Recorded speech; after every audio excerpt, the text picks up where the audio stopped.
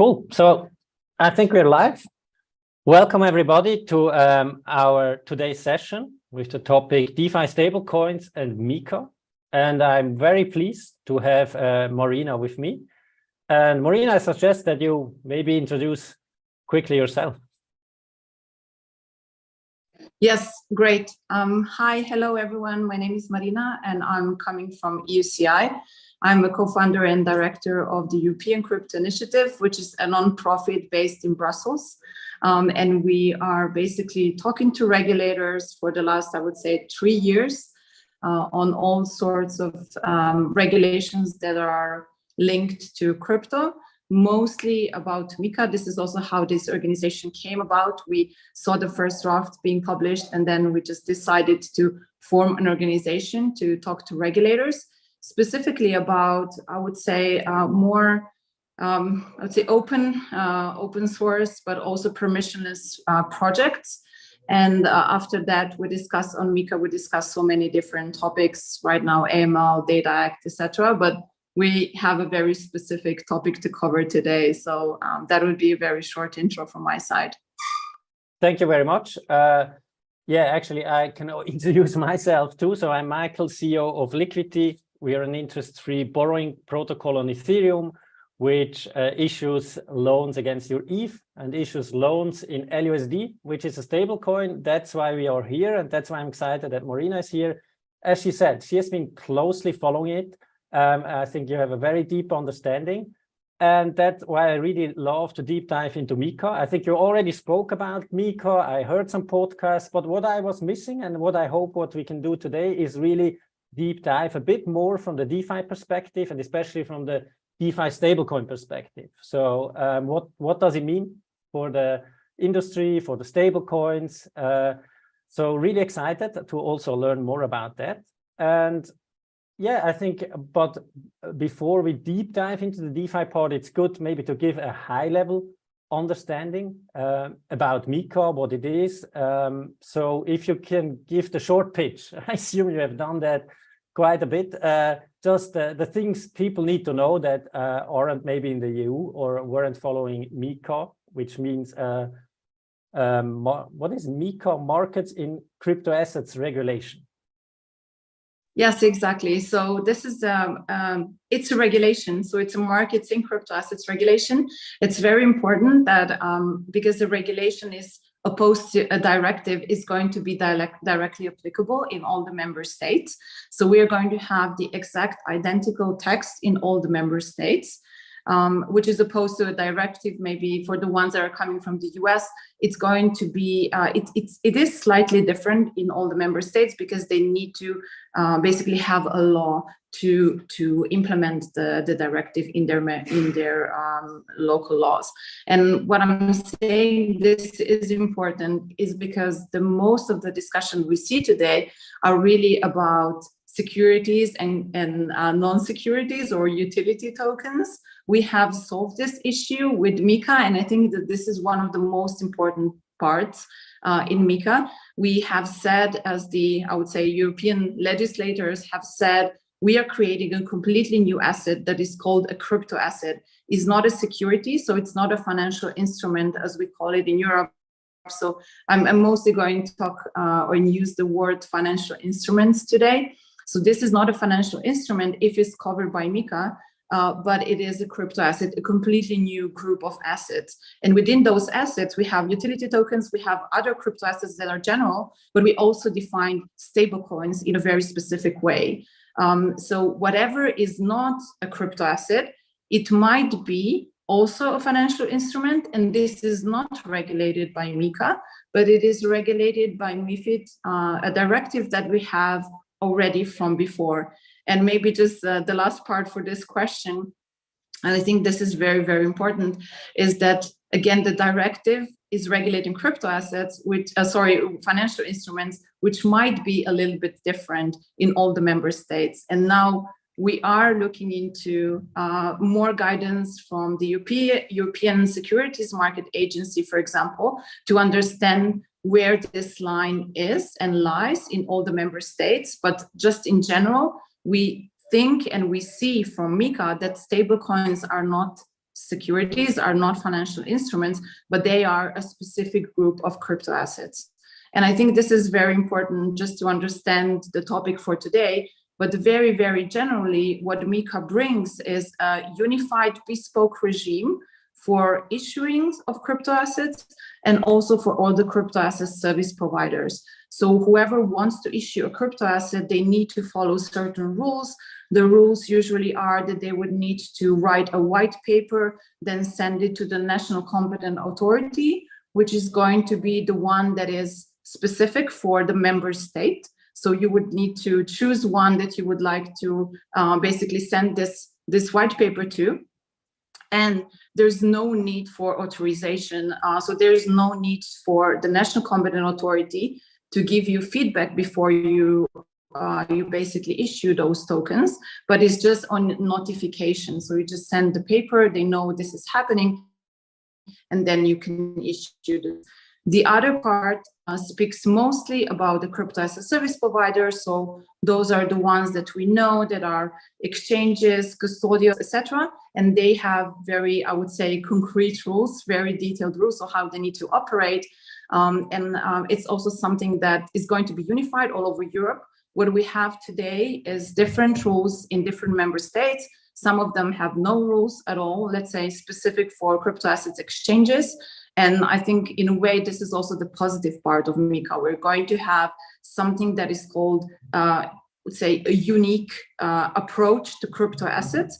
And this is also one of the goals of MiCa, that was bringing more consumer protection to crypto assets users. And at the same time, they also wanted to support innovation.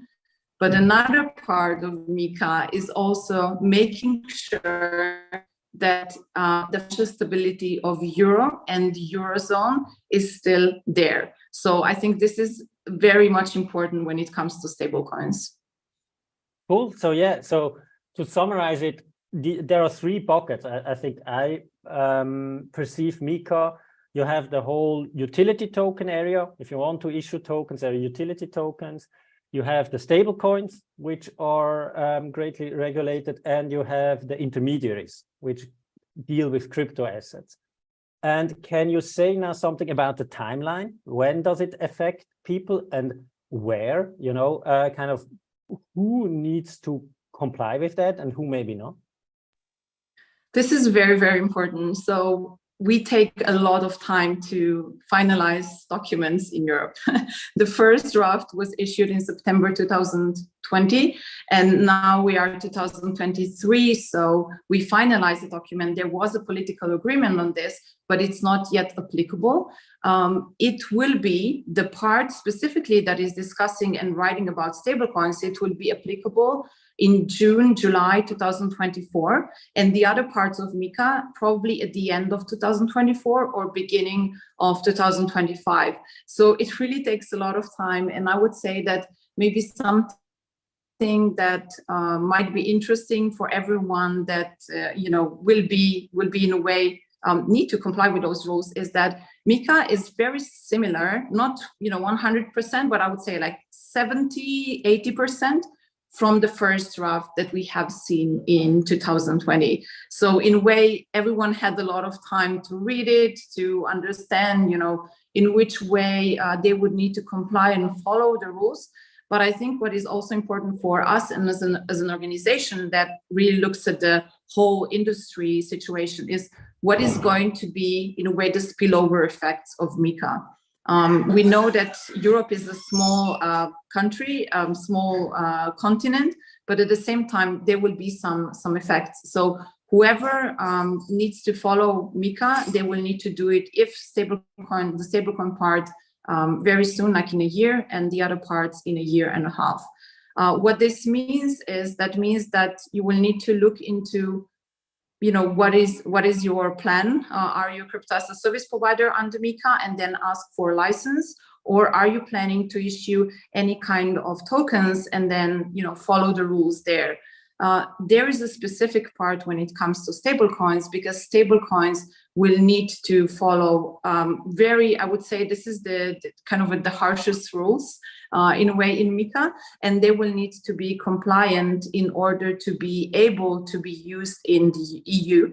And I think this is also an important part. I know we discussed this when we were preparing for this discussion, but it's really important to understand that MiCa regulates the market. So MiCa regulates the European market. I know that when we talk to the industry, when you talk to projects, they say, oh, if the rules are going to be too stringent, we can just like move to another country. This could solve the problem partially, but the access to the European market, to the European Union customers can be limited if not compliant with MiCa. Yeah, I think that's an important point to understand. So MiCa, you need to comply with MiCa if you want to serve EU customers. Exactly. Yeah, so if you are outside EU and serving other customers, MiCa doesn't need to bother you.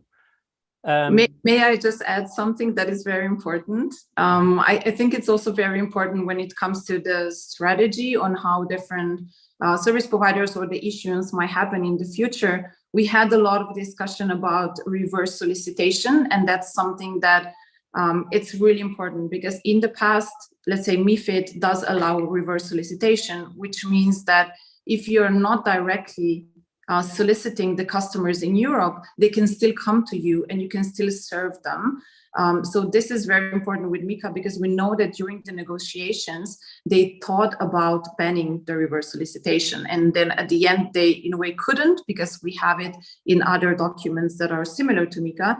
So theoretically, if you're not incorporated in Europe and you're not addressing the customers with their language, sponsoring events in Europe, speaking directly to them, theoretically, they can still come to you and they could still be your customers. But I would say this is just to a certain level. When there's like a lot of them, there is numerous users that are coming from specific member states. I think that the national competent authorities might look into this a little bit more in detail. Yeah. So to make it really concrete, let's take USDC and USD Tether. If they want to serve these customers or grow the market or be listed on these exchanges in Europe, they are facing European customers, so they need to comply. They need to follow the rules. If they decide to not serve these customers or try to avoid EU customers, then they can do that. But kind of it's not so easy to grow the markets in EU after MiCa is in force. Yes, and this is going to be, I think, very much seen on the exchanges, on centralized exchanges, because themselves, they need to comply with MiCa. And again, the rules there are quite strict. So I think the specific rules for stablecoins is that they need to have a license, so they need to be compliant if they would want to be, for example, listed on the exchanges. And this is quite important because, again, thinking about the overall effect of MiCa, what it means if a certain stablecoin that is now listed on an exchange that is serving the European customers would then be delisted, let's say, in the next months. So I don't know exactly what and how that would happen. Even when we're talking to exchanges, there's still a lot of questions open, because I think what is very important in a way, of course, I'm not giving legal advice here, but it's important that, the MiCa is very detailed, but also the rules are quite, I would say, general. They're not like very, very concrete.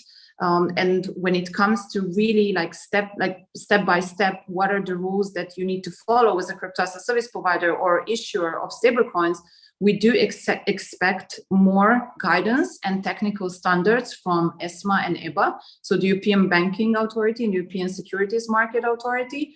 And those are going to be really, really important for everyone to really know what to do and how to do it. Again, I think will bring a lot of clarity to everyone. Yeah, and I think that's the biggest question I ask myself. I mean, there aren't many exchanges, but if you take a European exchange, then the question is, in 1 year or so, how will crypto assets or crypto assets be quoted on an exchange? Kind of what kind of pairs are they able to list? If there isn't Tether, USDC, and other ones they are not allowed to touch. Okay, but Absolutely. let's move. Yeah, sorry. No, please go on. Let's move one step further. So we will touch DeFi. Let's push it a bit down the road and go into the stablecoin bucket. And before we do that, I think I forgot, Sam is also in the call, so he's looking at your questions, so you can type questions in YouTube. He also shared a link. We are right now in a Zoom call, Zoom webinar, which you can join. And at the end, you can raise the hand and also ask questions. So if you want to do that and ask Marina something, look out for the link. And yeah, right now back. So we had MiCa, 3 buckets, intermediaries, crypto assets, and the stablecoin. Maybe if you could quickly, before we deep dive into DeFi, unpack a bit how the stablecoin regulation works or how you need to think about it. Yes, absolutely. Maybe before I start, I would just add that the difference between regulation of a stablecoin and the difference between the regulation of a utility token, for example. The utility token, if it's already issued and it's already being listed on an exchange, they don't need to do theoretically nothing at least at the beginning when MiCa is going to be applicable. So they will still be able to be listed in a way. No white paper is needed to be written or sent. It's just for the new ones. And this is, of course, then it's the decision of the exchanges on, if they would need to or want to delist according to some other criteria that they might have. And maybe they might be updated after MiCa. But this is the difference between stablecoins. Stablecoins, they need to be, in a way, compliant from day one, and they have much more, many more, I would say, rules to follow. So what is important is to have a license from one of the national competent authorities that then can be passported. So we have 2 types of stablecoins. One is the e-money token. And what is important here is that we already have an e-money directive, and it already existed years before MiCa. But right now, these rules for e-money tokens have been adjusted a little bit for the specific token part. So the e-money token is the one that is a stablecoin that basically purports their value to one fiat currency. Then we have the other type that is the asset reference tokens that purports their value to but like maybe different assets that are not fiat currencies. They're not only one, so they can be a basket of like different assets. It can be a basket of fiat currencies, can be a basket of gold and some other crypto assets, etc. And we have those two types. I would say that the type, what is important is that, at least to my understanding, most of the tokens that we know today, stablecoins that we know today, they're going to be e-money tokens. And in a way, we also discussed with some companies that have already the e-money license.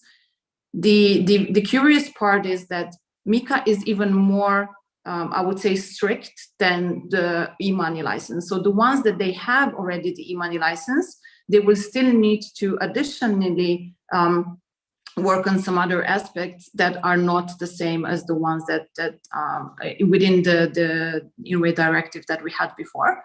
And what this entails is also having reserves, having, the customers have the right to basically exchange their stablecoins to fiat.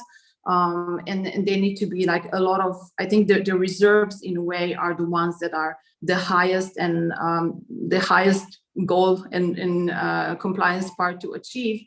But what we are discussing right now also with the agencies is the specific way of how to define significant stablecoins. So besides having 2 different kind of stablecoins, we also have significant and non-significant stablecoins.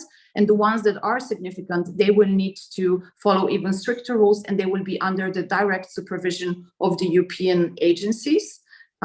From what we have seen until now, most of the stablecoins that we know today and that everyone uses are going to be significant. But of course, again, the rules are not very, very detailed, and we need to hear more from ESMA and EBA to really know how to calculate which ones are significant.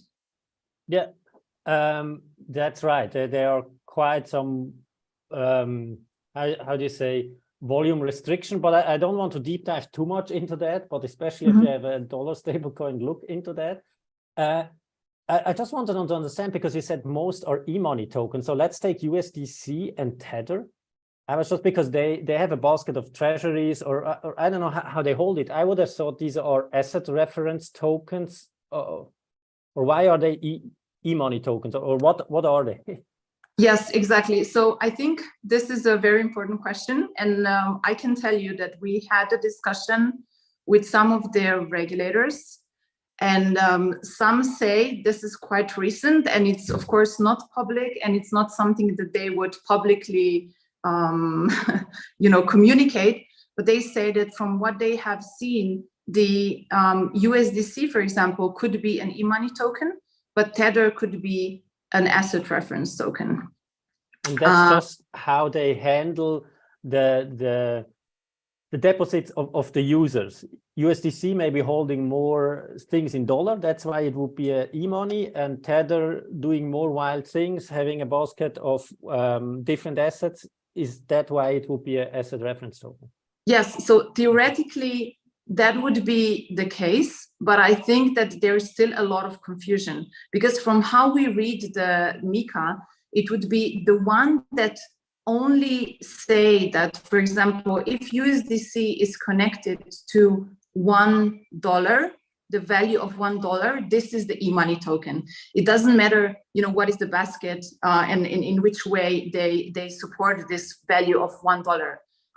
But again, this is how we read it, and this is how we understand it. But then talking to different regulators, I think there's still a lot of maybe confusion and still understanding to how this would change, because we were also discussing about what about the gold back Tether, like how is there a difference between them? I mean, that would most probably be an asset reference token, but I think there's a lot of still unclarity, and I don't think we will have a response until we'll have a license. Then we will know 100% like how things change and how they're defined. And I would say that even looking into, let's say, DAI,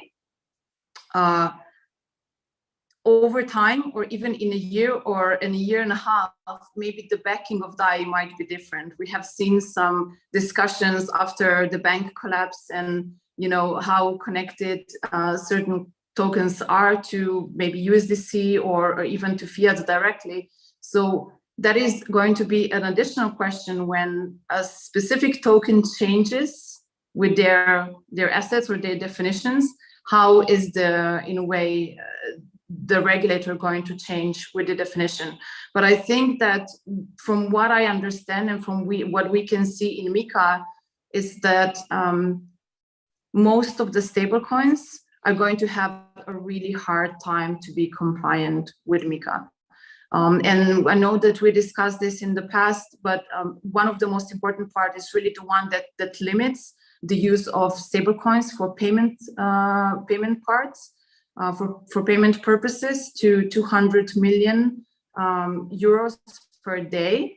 And one is how to measure this, how to measure how much one specific stablecoin is used and when is specifically payment.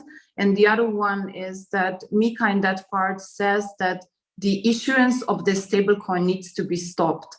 So this part is also very confusing, because we don't think that would help at all with limiting the usage of payments.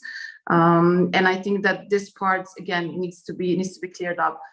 There's also a limitation on how many users they have, and that would also be something that would need to be then seen in practice, how that would work. I think just because of this being so hard to be compliant with those rules, I'm really curious to see which stablecoins are going to seek a license in Europe in the next year.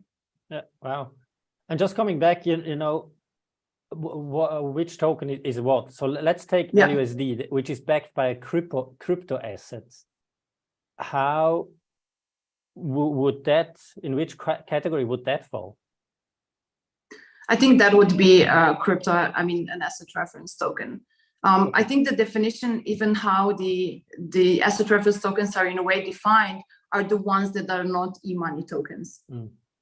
So in a way, the regulators saw they know what e-money token is, and they have a really good definition in the directive already, but now specifically about the tokens in MiCa.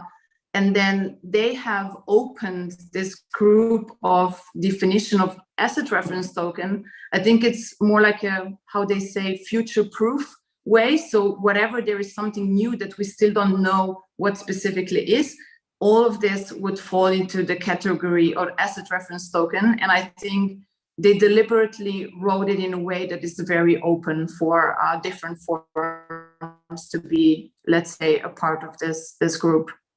Okay, so if you're not in the e-money bucket, you're in the asset reference token bucket. Just last question, exactly. And then let's move to DeFi. Which one is the harder bucket? Absolutely, the asset reference token is the harder. Good. So you might want to be the e-money token. Okay. So let's deep dive. What does it mean for DeFi? You know, we talked about MiCa, about these stable coins. How does DeFi play into the role? How does MiCa apply to DeFi? So there is never a definition of DeFi in MiCa. We don't have a definition of decentralization in MiCa.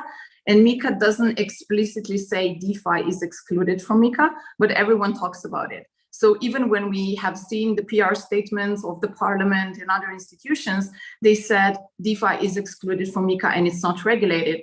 And why they say this is because we have a part that says all the in a way organizations, projects, crypto as a service providers that might not be centralized, so they are decentralized, fully decentralized, they are excluded from the scope of MiCa.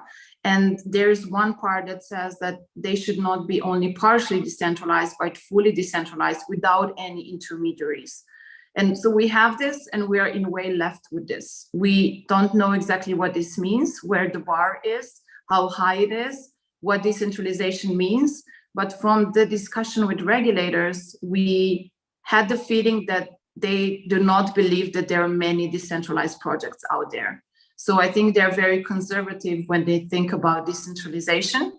And this is also something that will be a big part, I would say, of the discussion when we do regulate DeFi, because DeFi is not regulated at the moment, but there's already a part in MiCa that is a revision clause.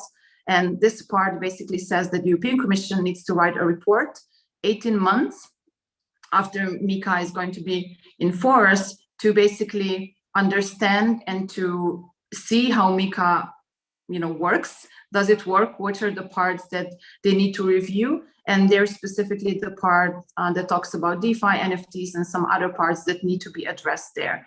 And so we could expect that there will have more clarity when it comes to DeFi, and that potentially there could also be a proposal for an additional part of MiCa or a completely new MiCa too, as already Christine Lagarde and many called for.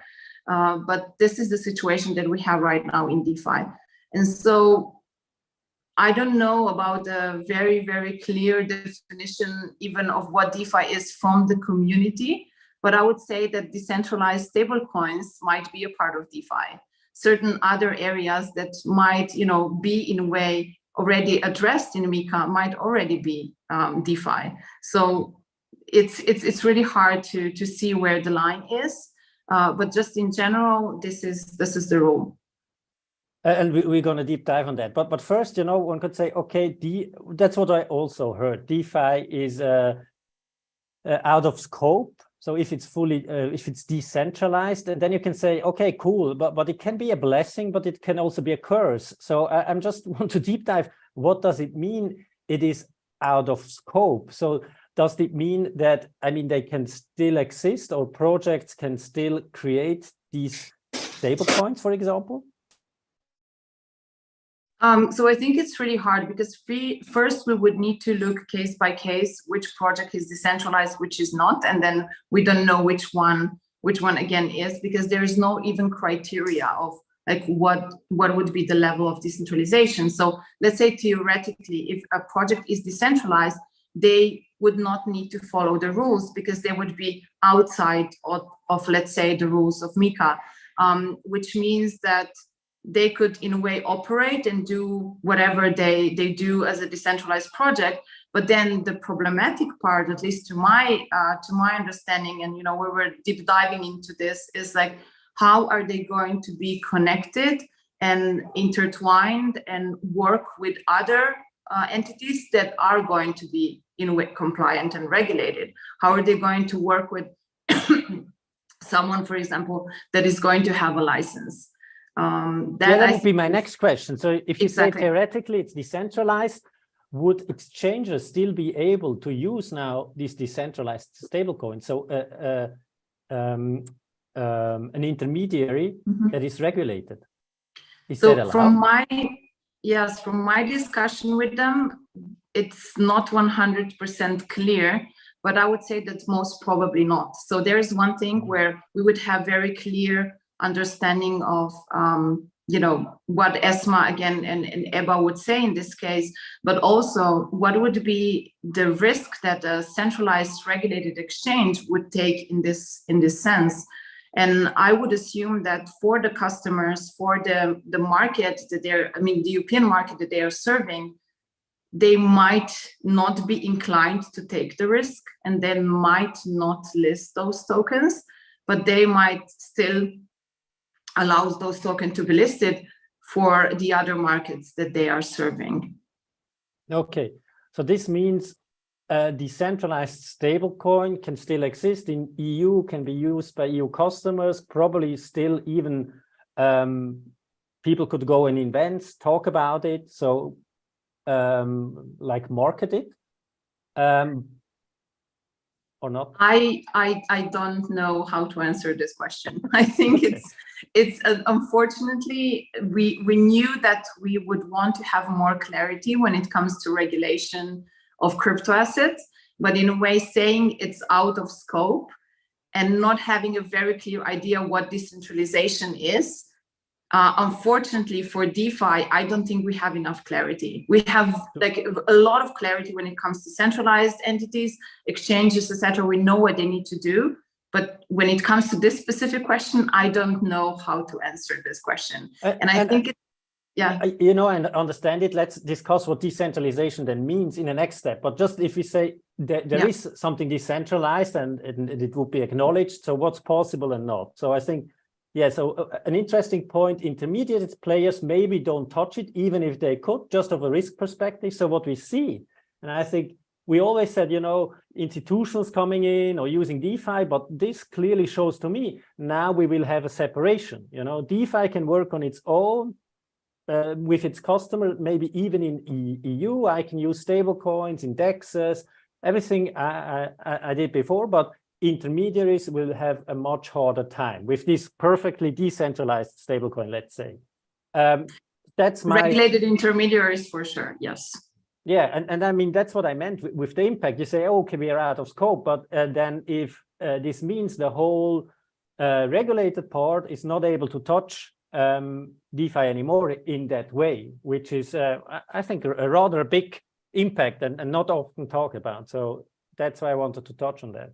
So that's a bit the curse. So if you're not inside, nobody can touch you, but still, at least you can still exist as you have been before, and don't need to have kind of burdensome regulation, which especially for example, from the capital requirement, are a killer for startups and new projects.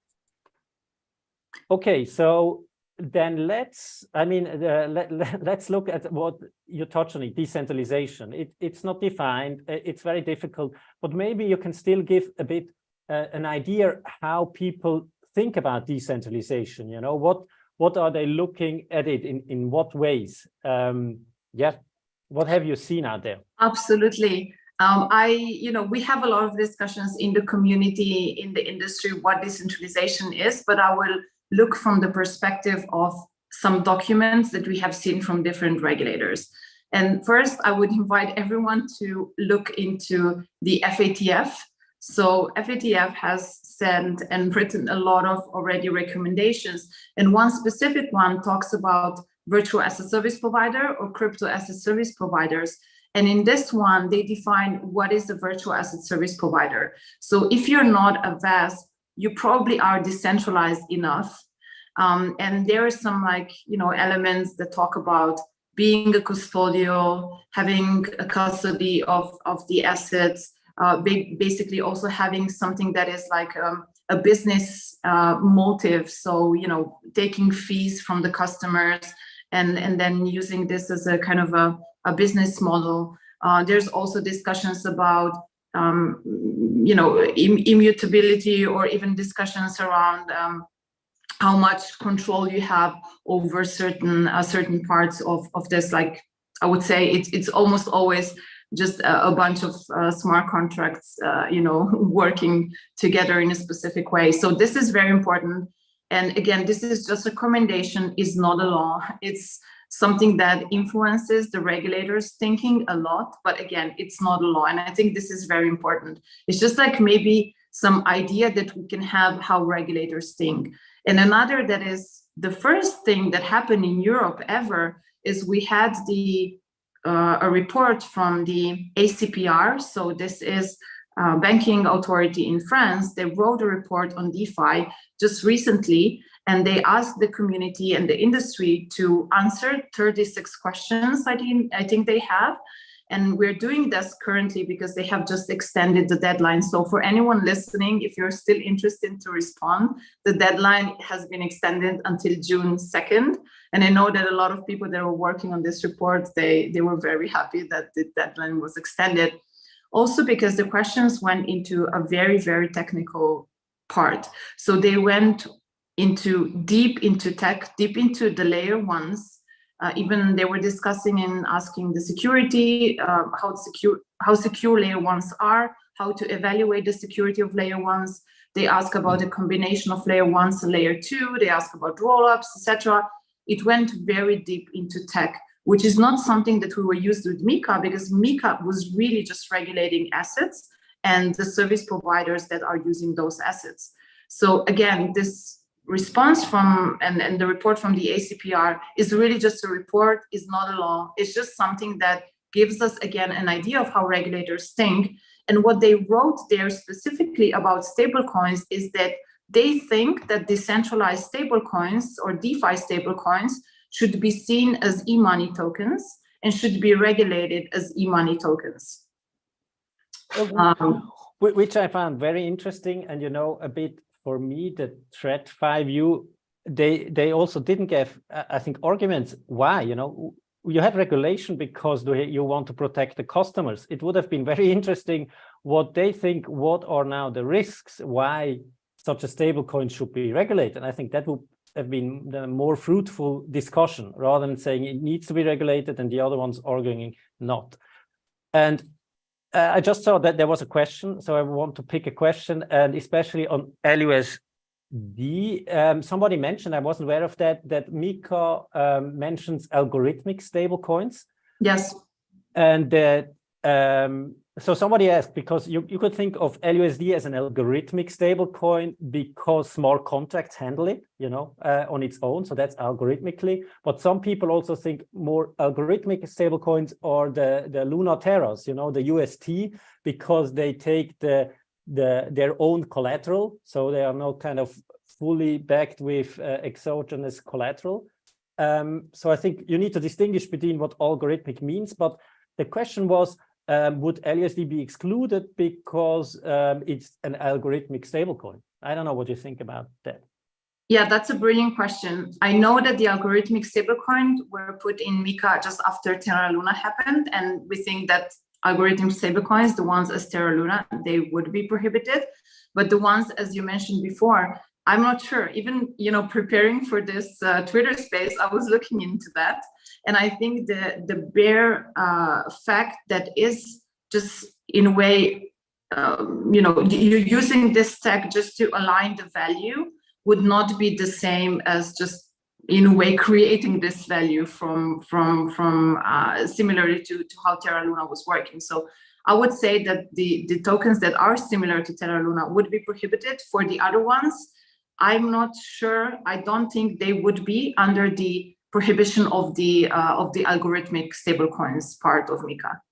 Yeah, I hope so. You know, that's something which annoys me about the discussion, because just taking then the word algorithmic and decentralization and just throw it above everything. And I think that was the reply from Rebecca Rettig, which the part which I like very most, where they said, you know, decentralization, you need to define it for maybe for the activity or what you're looking at. And here the same. What does algorithmic mean? I mean, for example, LUSD is over collateralized and has many properties that maybe even e-money tokens don't have, you know. So have a better customer protection than maybe an e-money token, and just do this apple-to-apple comparison. Nobody's doing that. I'm just looking quickly at the time. I thought we're going to do an hour, and then we need think of the question. Would you have a bit more time if we go over time, or do you need to run? I do have time. So if you maybe we do 5-10 minutes, and then we can take questions. Okay, so I tried to summarize what you said to decentralization. So you pointed to FATF, and what they are looking, of course, custodial would be something, a business model, revenue streams, and probably also ongoing business relationship and influence on the transaction. But what you didn't say, and what a lot of people talk about when they talk about decentralization, is a bit a distributed governance. Is this a DAO or not, or how well distributed? Was that on purpose? Isn't that kind of, doesn't that play a role, or? No, of course, that's very important. I think that, so I'm really picking up whatever happens in Europe when it comes to decentralization. And unfortunately, we know that Alex Partsev was in jail also because partially a question of decentralization. And again, I'm not saying this is something that a regulator said. I'm not saying that this is something that is a law, but I think we can, in a way, understand how decentralization is seen, in this case, from a prosecutor in a criminal case, which again is totally different, again, from financial regulation. But we saw how they evaluated, you know, the existence of a DAO there, and they say there was not a DAO. There were some specific elements why we think this is not a DAO, because we think it was controlled by this person. We think that it was, you know, communicated off chain, and it was controlled by owning a specific number of tokens, etc. So again, that's not a law. This is not a case that was finalized. We don't know what will happen, but it is, I think, very important because it will become case law in the future while this case is finalized. And this is going to be a European case law because it's happening in the Netherlands.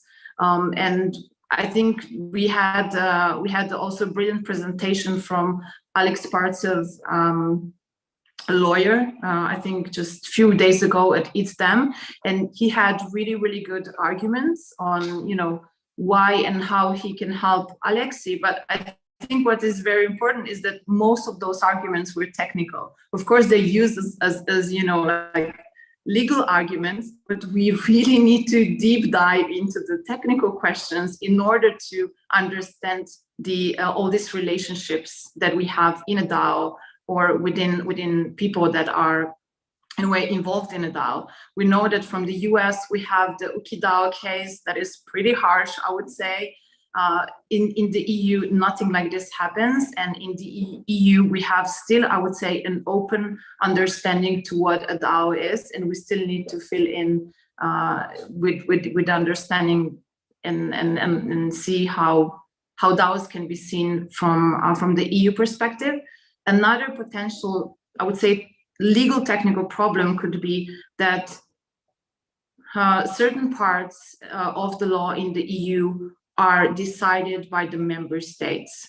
And if we think potentially of a future law that regulates or defines DAOs, they will probably need to be agreed in every member state. So it will be in 27 member states deciding on what a DAO is, which is opposed to what MiCa is a unified regulation. And so even again, going back to the ACPR report on DAOs, they also say, and they're looking into, could we regulate DAOs as legal entities? And this is also how we can have basically an overview of what is happening with specific entities, which I don't think would be a best approach, because in a way DAOs are, again, just few smart contracts working together. And then, of course, depending on the governance and depending on the setup, we can talk of them being decentralized or not decentralized. But at the same time, mostly this is going to be a spectrum. So where in the line of centralization, decentralization, we will say, okay, this is enough. Yeah, and let's take the spectrum of decentralization. I know that's a tough question, but I'd still like to ask it, where you personally, with no legal advice, would think where it gets tricky to say it's decentralized. I take the stable coins, and that's now my personal view from decentralized to more centralized. I would say LUSD is really good decentralized, meaning it's immutable, has no governance, so no control. Then you have maybe something like Curve USD, which is immutable. Some parameters can be changed. Then you have maybe DAI, which I think it's upgradable, but you have a big DAO that governs it. And then you have maybe Frax, which is upgradable and I think controlled more by a multisig or a team. So on this spectrum, where do you think we are still in decentralized and more in centralized? I think those are very good elements, but one that I would add is what happens to the project if, the team or the core contributors just disappear. Is this still going on? Is it decentralized enough to the point that somebody else from the community will pick up one of the, activities and it will still survive? So we know that if we really think about the minimum viable DAO, a smart contract that is automated, that will run forever, of course, if that layer one runs and we still have internet and there's a lot of dependencies, but that could definitely be something that is decentralized and will go in an automated way forever. Then whenever we are attaching things to it, it's opening new questions. So how the governance works, how it is immutable. How do you upgrade or change the contracts? And even if it's, I would say, not immutable, but then there is an open possibility for the DAO, and the DAO is decentralized enough to basically decide on this, let's say, potential changes in the future. I think this is very important. I think it's really important for the DAO to have the opportunity to really govern this organization and to have, a really strong voting power and voting proposals to basically change or govern this DAO. Okay. So I would summarize it like that. So the immutable part maybe is not so important as long as it runs, but if somebody can change or control it, then probably people will look very carefully in how many hands is that, does that look like a team? Does it like a corporation would normally then also need to be regulated? Okay. There are a lot of elements. We can think about distribution of tokens of power, how the voting mechanism works, who has the right to vote, how hard it is to become, somebody that is a part of the DAO. Yeah, there's a lot of parts. Okay, cool. Thanks a lot. Yeah. Just want to chime in. We have Didier who's on the call who has a question. I'm just going to let him speak now so they can ask you guys if that's okay. Yeah, sure.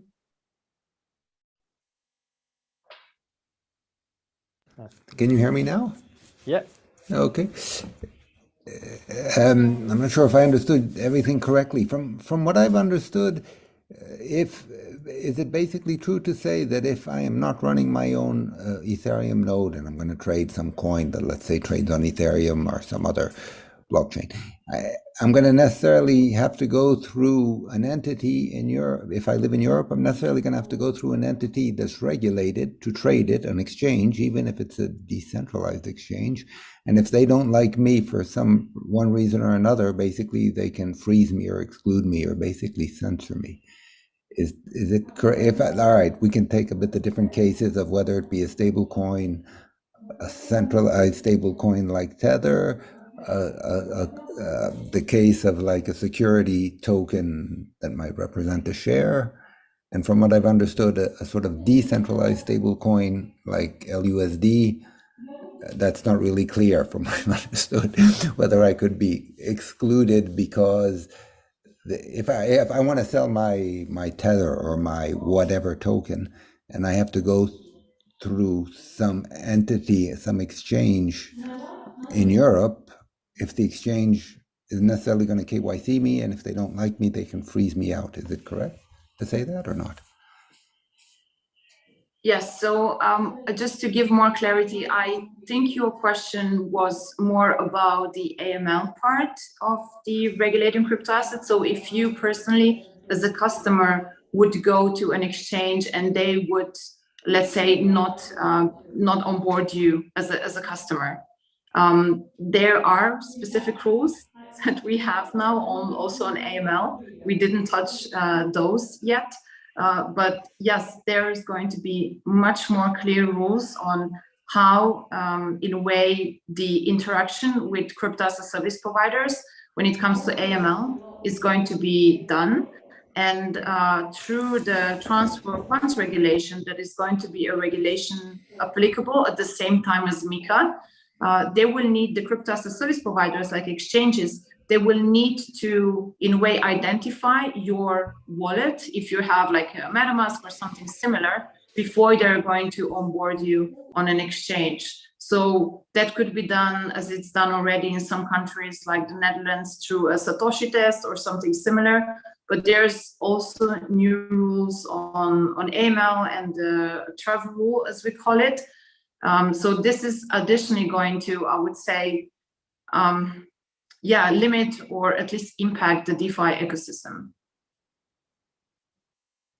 And yeah, and I think the takeaway I took is if you have something that's regulated, you need a regulated intermediary to deal with it. If it's not regulated or purely DeFi, you still can interact with it on your own, on your DEXs, on your borrowing protocol, but you won't see these assets or these stable coins probably on centralized venues.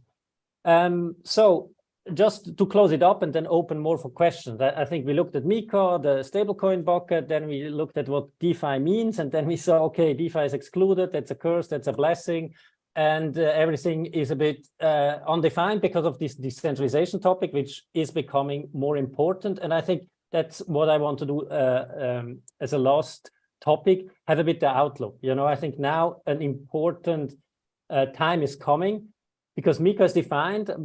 We don't know what happens to DeFi. Maybe you can outline to the listeners what is happening out there. Where do we need to be closely involved? What are the key questions? I think decentralization is one. And where can people contribute or help kind of to keep an innovative space that can still grow? So maybe you can highlight a bit the path forward and what is happening and how users can help to have good regulation. Okay, I hope I will not lose you, but I will still take some time just to describe a little bit of what's happening in the EU currently. So we have MiCa that is finalized, but there is still, as I mentioned, we need new guidance and technical standards from both ESMA and EBA. And this is also, I would say, where any kind of like industry proposals will help and might help in this case. Then what is negotiated at the moment with within the trialogues, which means that is all three institutions, the Parliament, the Council, and the European Commission are negotiating the AML package, the AML regulation, and the AML directive. A part of those are also describing and looking into rules for crypto assets. So those are very, very important at the moment. We do have the Data Act that is also right now in the trialogues, which in a way is a regulation that wants to create markets of data. And it's not crypto specific, but one part talks about smart contracts. So this is where we think that it's a very, very important regulation. We have not talked enough about it for sure, but it's going into the technical part of how smart contracts work. And they're also asking for specific design of smart contracts like kill switches. They also ask smart contracts to be resettable. So all those things that we know that do not go together with permissionless build smart contracts. So that's what the thing that we're working on at the moment. And there's going to be also new rules coming up on specific data, specifically in finance. But as you mentioned, we have, I would say, another 2, maybe 3 years until there's going to be a more serious debate on how to regulate DeFi. And that's, I think, the most important thing for this call. We still did not officially regulate DeFi. There's going to be a new, I would say, addition to MiCa, or maybe MiCa 2, that is going to talk about specifically lending, specifically some of the activities that are within DeFi. And we need to, in a way, I would say, be more proactive than we have been before with MiCa, because MiCa was, in a way, at least from our side, a surprise to a certain extent. But right now we know this is going to happen. And I think that in a way, the regulators are showing us a mirror to what we're doing, are really asking the really, really hard questions that we have been asking ourselves for years. But I think now we are a little bit pushed to really answer them, to really see how we as a community and as an industry are looking into this, and maybe also propose some of them. Again, the report is asking for potentially for smart contracts, best cases, best practices, standardization. They're asking to understand better when layer 1 is really decentralized. They're asking really, really core questions. That I think that just by building better products and by being a little bit more aware of this while building things in the community, in a way we can also help them. Yeah, and I think that's extremely important. And we have seen now in this discussion how quickly kind of this industry, or I think the exciting possibility of the technology can be, how can I say, it makes it much more difficult. And I think sometimes it's willful, sometimes it's just negligence or not an understanding. And I think we should exactly have this dialogue and not only answer the question, but I think, regulation is about protecting customers. And I think everybody wants to protect customers. And I think that's a great goal. But let's talk about which risks and how we need to protect the customer with this new technology. And I think that's a very important discussion we should have. And maybe you can highlight, the 1-2 key things that are maybe the biggest danger for DeFi right now, which would have the biggest impact and prevent the industry to strive for the full potential. Yes, so I think within MiCa, most is defined, but again, still talking to ESMA and deciding on specific questions when it comes to stablecoins, when it comes to potentially the listing of specific assets, and also on defining, maybe if they will look into that, but that's probably not going to be the case, into defining the decentralization to a certain point. That will probably be done within the new discussions for DeFi. The other part, I really think that the Data Act and the potential smart contract regulation could be a problem. With this until today, we understand that mostly is going to be used within the IoT ecosystem, but there's also a thing that is called data spaces within the EU, and we do not understand fully what is within the scope of those data spaces and the Data Act. So hopefully, not every smart contract will be captured, but even if some are, or a part of them are, it's something that I think it's not optimal. And in a way, standardization should come from the industry, should come from the bodies that are working on these topics for years to come. And then the other part is, I'm not saying that this will happen, but we are seeing small, hints to potentially seeing permissionless blockchain not being suited for certain activities in Europe. Specifically when it comes to, let's say, finance, or even right now, again, going back to the ACPR report, they said we think that for DeFi, private blockchain should be used, or if public blockchain is used, we should have an understanding or an oversight somehow over those. So how they understood this, again, going back very, very deep into those questions, is like, when is a layer 1 secure? And how can I define, like, do I need to define a number of nodes? Do I need to define a number of contributors to understand when something is really secure, and so other applications can be built on top of it?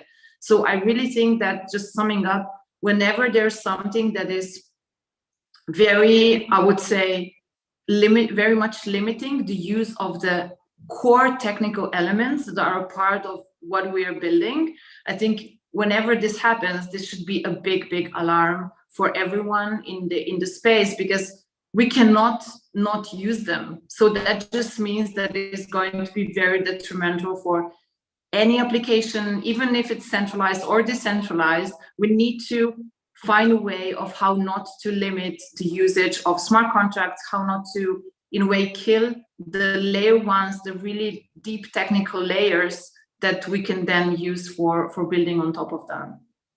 Yeah, exactly, because it can so easily happen, and it happened with MiCa, you know, 1 or 2 times, that something is very much limited, and you know, you can still use it peer-to-peer or try, but it adds so much friction. You know, for me, the examples were, you know, with decentralization, they can kill a lot how they define it. Peer-to-peer, you know, I think they wanted that you KYC the other wallet if you do peer-to-peer transfer. Such things can happen quite easily, you know. That's just kind of to show how important it is that we are involved in these discussions. Yeah, and maybe as a last question, and then we open up for other questions, is how can users help? You know, I think your initiative is something maybe you can highlight what you do, how users can help, or point also to other points for people that think that's important and I want to support. Yes, absolutely. Thank you for this. So our initiative is called the European Crypto Initiative. It's a non-profit based in Brussels. So we are completely independent. We are backed by few members from the ecosystem, some even layer 1s and DeFi projects. And you can find them on eu.ci or on the Twitter. I'm sure you're going to tag us there. So just reach out to us. We're happy to discuss. We are having a specific group that is working on DeFi questions. We're also involved as much as we can with the community. And I think that what is really interesting is we want to hear from everyone that has already thought about those questions, that has worked on any kind of standardization, that has worked on any kind of, even interoperability is very important, I think, in this case, or just best practices for decentralization, DeFi, etc. Because I think that, like, just bringing everyone together with the knowledge that you already have is very useful.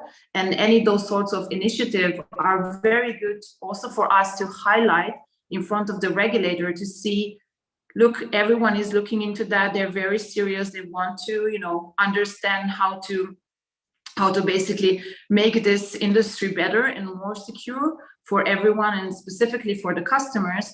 But at the same time, also thinking about, there is a kind of a self-regulation already in the ecosystem. And we know that that is like a very important thing, and showing this is definitely positive. I think there's a lot of other similar organizations, but you mentioned, you know, Rebecca before, there's a lot of work that Polygon is doing, Ledger is doing also in Europe. Some other projects are very, very active in this regard. And at the same time, I would say that if you know somebody that is, let's say, a regulator in your country or even in the EU, just talk to them. I think education is the most important thing. And when they know us and they see, you know, how we think, and even seeing us as European entrepreneurs, somebody that is bringing jobs and more innovation to Europe, Europe wants to support the small and medium enterprises. So I think this is a very important part for them too. And actually, MiCa was a part of the bigger package that was the digital finance package. That is something that absolutely Europe wants to support. So I think that just showcasing the really good examples of how this technology can be used in order to advance the financial industry is something quite useful. Yeah, and I think it's really important, you know, sometimes projects like us are just building, and MiCa was also a bit a wake-up call to just say, hey, it's important because the friction can become so big, or it's just kind of making something illegal, which I think is totally legit, makes just the risk for this industry, the developers and whoever is part of this ecosystem unnecessarily high. And I think that's really worth looking into and supporting initiatives like you. Cool. So Sam, maybe are there any questions or? Yeah, there is one final question. Maybe I think it's for you, Michael, that you can help answer. So does the Liquity team feel that MiCa will negatively affect the function of Liquity in Europe? It's a question from Rob. Yeah, I think what we try to do at Liquity to be as decentralized as possible, as to bake in as much customer protection and transparency as possible. So there, I would say we are on a decentralized spectrum, or we try to, you called it self-regulation, use this technology in a way which is beneficial for customers, so that they see the stablecoin is backed, is fully backed, you have real-time monitoring. I mean, things you don't see in TradFi even. It would be great if the regulators would go to the TradFi institution and say, hey, you don't have real-time monitoring of your reserves. You should have that, you know. I think that's how they talk a bit to DeFi projects. And where I think the biggest effect is yes, if DeFi is decoupled from CeFi, or these intermediaries that want to touch into DeFi. I think that will have a big impact. I mean, LUSD is mostly in DeFi, but I think for the whole industry, if then everything needs to be regulated, so an intermediate player can touch it or interact with it, I think then it's not good for DeFi, but it's also not good for these intermediaries, because we separate two worlds, which I think which could belong better to each other. So it would be nice to see more regulation that thinks more carefully how these things can still coexist, and say, hey, it's okay if something is decentralized under these conditions, and not just say it's decentralized as it still needs to be regulated, and look at it really from a risk perspective. Which goals do we want to achieve with regulation, and how can we achieve it with different technology?